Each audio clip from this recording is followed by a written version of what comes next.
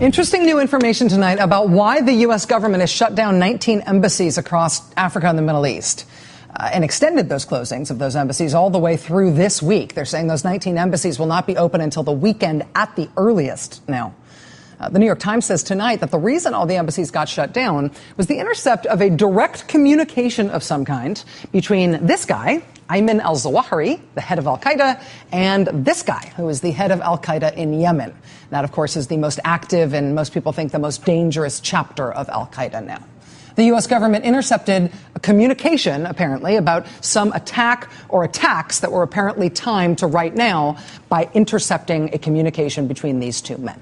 It's interesting, though. On Friday night, the New York Times had posted an article saying that there had been an intercept of something related to al-Qaeda that caused the embassy closings, but they were not specific about the fact that it was the top guy, the one household name al-Qaeda terrorist left in the world, right? The Times did not say on Friday that it was Zawahiri, the top guy, who was one of the people who was in this conversation that was intercepted. The Times apparently knew that on Friday night when they posted their story, but they did not include that detail in the story. Quote, in an article posted on the web on Friday and published on Saturday, the identities of the al-Qaeda leaders whose conversations were intercepted were withheld by the New York Times at the request of senior American intelligence officials.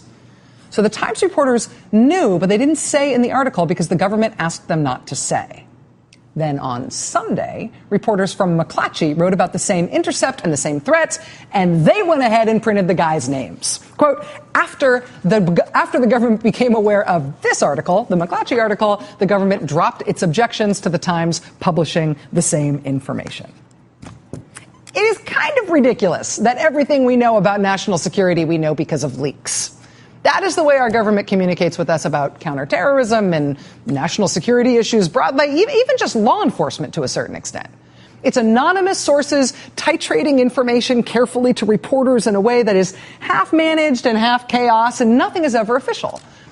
And you can see the way they're sort of trying to balance their strategy here. And the embassy's all being closed for a long time. That's a big deal. You want people to know that this big deal thing that you have done is justified. So it's helpful to be able to say something other than, vaguely, we have national security concerns, so we're shutting down the embassies. We're worried about some threat that we're not going to talk about. That's still the official line, right? It is helpful to be able to say that actually what this is an intercept of al-Qaeda's top leadership talking to each other directly about an imminent attack at a specific time. That said, you do not necessarily want the newspapers to print that the exact intercept you got was between guy named A and guy named B, because then you are telling those specific guys in the pages of the Miami Herald or the pages of the New York Times that whatever means they were using to communicate with each other, that they felt was safe enough to use to have that conversation, is not actually safe enough. They should not use that communication anymore because the U.S. government can listen into that. They might have thought it was safe, but it's not. So for U.S. intelligence purposes, whatever means they used to communicate, those two al-Qaeda guys, that may have been a very valuable source of information for the United States. Valuable enough to have produced this threat warning and to have shut down all these embassies. But now, that source of information has been disclosed to the people who were using it. And so as an information source, as an intelligence source, because of this leak, it is gone. And of course, the other side of this is that it's all political. What we're talking about are the surveillance powers of the United States government. And right now, there are heightened domestic political considerations around those issues, more than there used to be, thanks to Edward Snowden. And if you think about it, if you want people and politicians to feel better about the immense surveillance power of the United States government, then say what it's for. It's helpful to show whenever you can that what we're using this power for is stopping specific plots by al-Qaeda guys that you can name.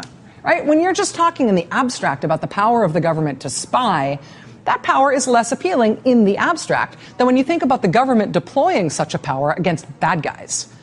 Sounds great if it's for catching terrorists.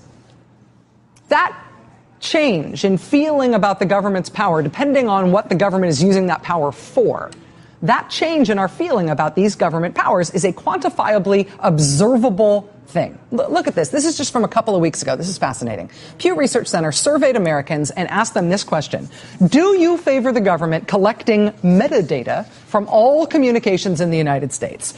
And the answer pretty much is no. Americans are not into that. Only 21% of people favor that idea. But then if you ask the same people the exact same question again, do you favor the government collecting metadata from all the communications in the U.S., and then you add this, as part of anti-terrorism efforts, oh, well, when you put it that way, yes.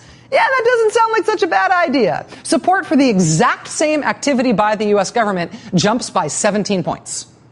When you ask the exact same question about the exact same behavior by the exact same government, but you just mention terrorism in the same sentence, you get a 17-point jump in support. That was true when they asked about metadata. It was also true when they asked about the government actually listening in to your phone calls and reading your emails.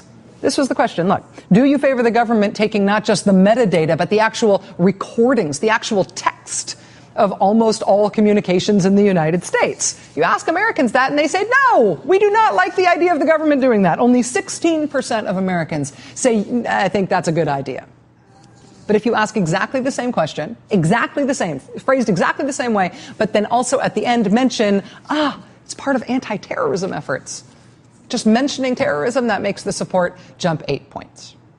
We may not like what our government is doing, but if the government says what it's doing relates to fighting terrorism, then whatever the government's doing seems more appealing.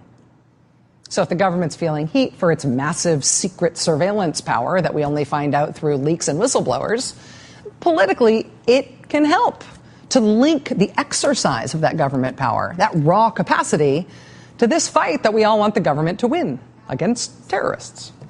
George W. Bush encapsulated this perfectly when the whole warrantless wiretapping program was first reported by the New York Times in 2005, when he basically said, you know what, if you're not al-Qaeda, you got nothing to worry about. This sort of thing cuts the other direction, too, though. What if the American people haven't much cared about, or maybe have even approved of something the government was doing, because we thought it was for fighting terrorism, but instead it's not? Something that everybody's maybe a little squeamish about, but basically okay with, because it's supposedly only for use against bad guys in foreign countries, guys like this, right? Turns out instead, it's being used by local American cops for regular old crime, for stuff done by Americans that has nothing to do with wacky religious ideology or anything else. What if the immense surveillance powers of the U.S. government that had some agent somewhere listening into this conversation with the threats to the U.S. embassies, what if that same power has those same agents also listening in on your phone calls, finding out that maybe you're selling pot or something? Because it turns out they are.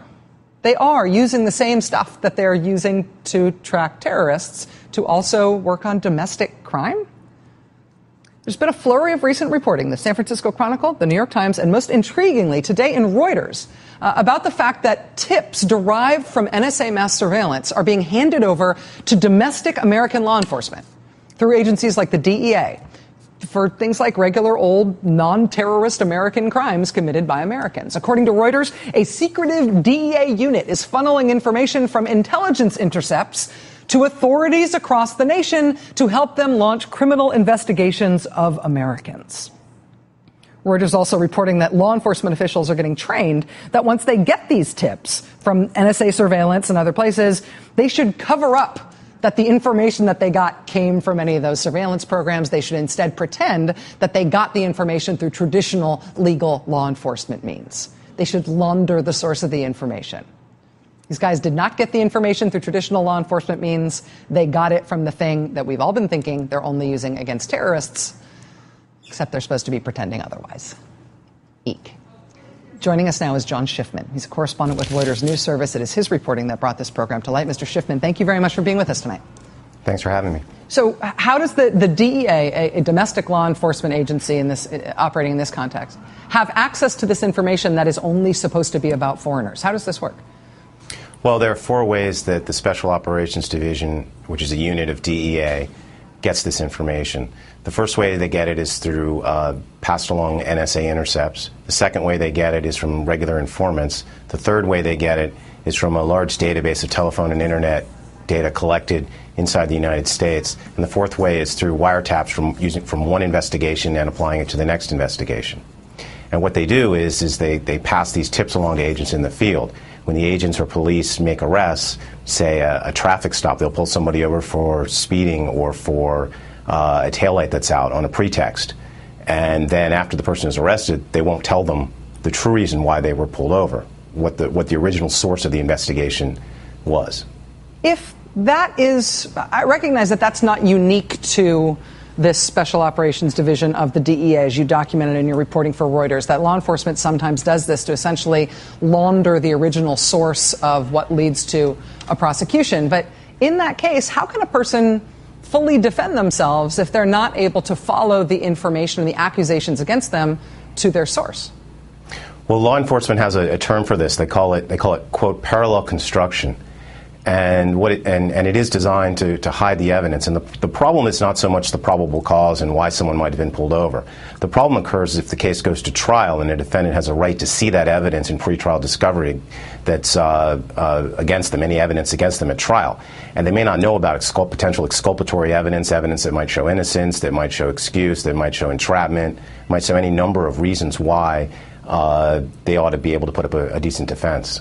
Is it clear to you in your reporting on this that when this information is coming to the DEA from NSA intercepts, that these NSA intercepts are things that only incidentally captured Americans' behavior and American conversations? Is it clear that this has to be stuff that was targeting foreign communications and people in other countries in the first place, and that NSA stumbled upon it by accident? Well, from the people that we've spoken with, that appears to be the case. You can never tell. Agents tell us that there's no way you can ever truly know if you're listening to an intercept or even an email whether the person's an American citizen. I mean, sometimes there isn't time, there isn't enough information to know. So there's really necessarily no way to know. They've been doing this since the mid-'90s, late '90s. They've been collecting this information and used it in a lot of different cases.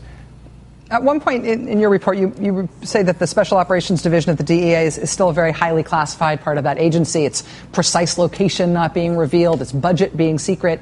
How did you arrive at this estimate that this division has a $125 million budget if that number is not public? That seemed like a sort of intriguing thing that you ferreted out. Well, it's interesting because usually one of the most basic things besides spelling somebody's name correctly, if you're a reporter, is to ask how many employees do you have and what's your budget. And when I went out to visit, they declined to say.